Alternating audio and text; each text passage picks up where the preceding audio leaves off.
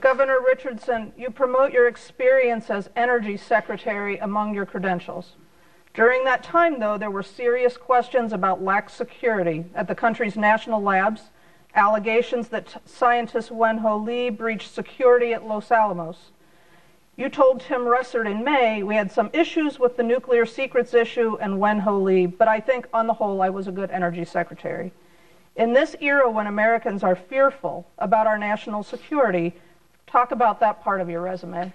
Well, and I will add that in 25 years in public service, there are probably many more other mistakes that I've made, but I want to say to you that when it was with Wen-Ho Lee, this was the issue of protecting our nuclear secrets, and he did plead guilty.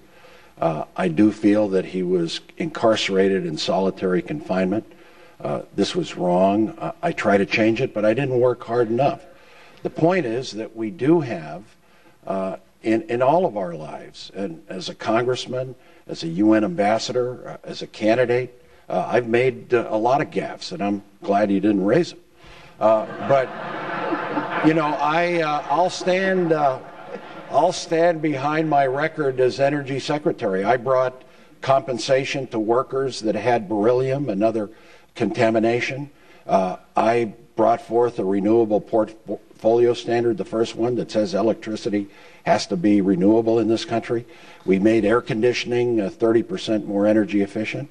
There's some cases in the Wen-Ho Lee where I wish I'd been stronger, but I don't apologize for trying to protect our nuclear secrets, and we should have done a lot more.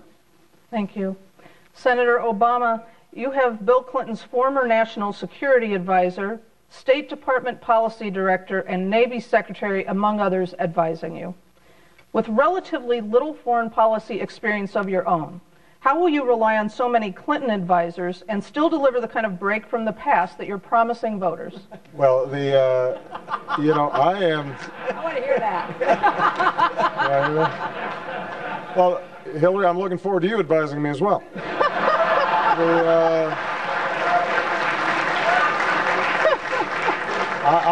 I want to gather up talent from everywhere. You know, we haven't talked too much about the war, but one of the points that I've tried to make during the course of this year, during the campaign, is I want to change the mindset that got us into war. And because I think that since 9/11, we've had a president who essentially fed us a politics of fear and distorted our foreign policy in profound ways. And I think that there are a lot of good people in the Clinton years, the Carter years, George Bush 1, who understand that our military power is just one component of our power. And I revere what our military does. And I will do whatever it takes as Commander-in-Chief to keep the American people safe. But I know that part of making us safe is restoring our respect in the world. And I think those who are advising me agree with that. And part of the agenda that we're putting forward in terms of talking not just to our friends but also to our enemies, initiating contacts with Muslim leaders around the world, doubling our efforts in terms of foreign aid, all those are designed to create long-term security by creating long-term prosperity around the world.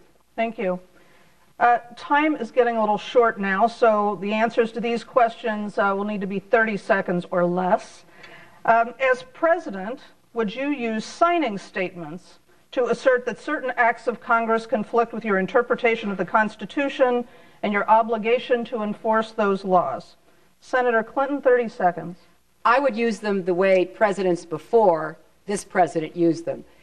They were used to clarify the law, to perhaps make it more coherent with other laws that had been passed. And then along came President Bush. He's used them as essentially a form of veto. He did it to a piece of legislation I passed where it was pretty simple. I said, if you're going to have a FEMA director, it should be somebody with experience handling emergencies. And when he, I know, who would think it would be a complicated issue? And we actually had to pass it through the Congress. And when George Bush signed the bill, it was part of, he specifically used a signing statement to say, I don't have to follow that unless I choose to. So let's quit with all of the perversion of the Constitution and the rule of law. Let's get back to what presidents did in both parties, and hopefully remove the legacy of George W. Bush. Senator Edwards, 30 seconds on that.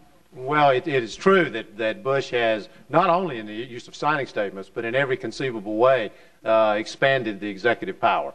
And this is not the way our founding fathers intended this government to operate.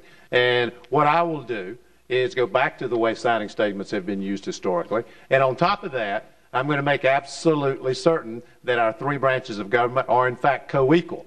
We don't have a royal presidency. We don't have a king of the United States of America. Whatever George Bush thinks, he is not king. And it's important for the American people to understand that their president respects them and understands that the Oval Office and the White House and the presidency doesn't belong to one person. It belongs to the American people. Thank you. Well, we're all about to get the hook, so I'm going to get us down to the end. Tell us your New Year's resolution for 2008. We're going to start with Senator Clinton and just go down the line, and you have 30 seconds. Well, my New Year's resolution